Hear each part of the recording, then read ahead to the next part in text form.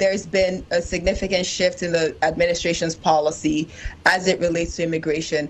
And most of that is around enforcement. So we've had a number of immigration laws in the books, but there's been a lot of frustration, especially over the last few decades, but it's really mounted in the last 4 years because there seemed to be a very deliberate posture and position by the prior administration, either not to enforce some of the laws on the books or to put in place certain programs that made it easier for immigrants to either obtain or apply for asylum and then violate those applications, or to come into the U.S. So there seemed to be a very different posture with the prior administration, and President Trump is now enforcing those laws that have been on the books for a really long time.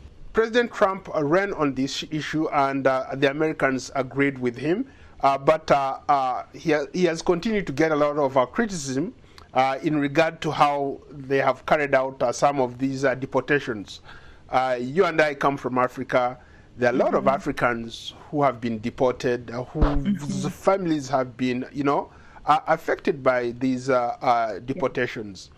Your thoughts on that? You were very right in noting that the president did run on this. He identified a high degree of frustration in a lot of American cities. If you look across New York City, which has traditionally been a melting pot, there have been a lot of concerns around the increase in violent crime in the streets, but also around taxpayer dollars funding immigrants, residents in hotels, helping them start businesses. And you just think about the tension that creates between, American-born citizens and people who are migrants, right? So you have certain American citizens who struggled for a long time to save up to start their businesses, to run their businesses, to maintain them.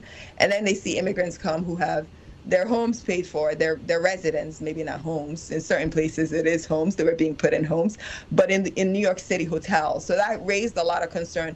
So I think as the administration is implementing the strategy, they do need to be careful as to the impact. They do need to be open to tweaking the strategy to make sure it's not reaching unintended consequences. So while carrying out the promises made on the campaign trail, how do you make sure that you're not impacting people that otherwise you may not want to impact?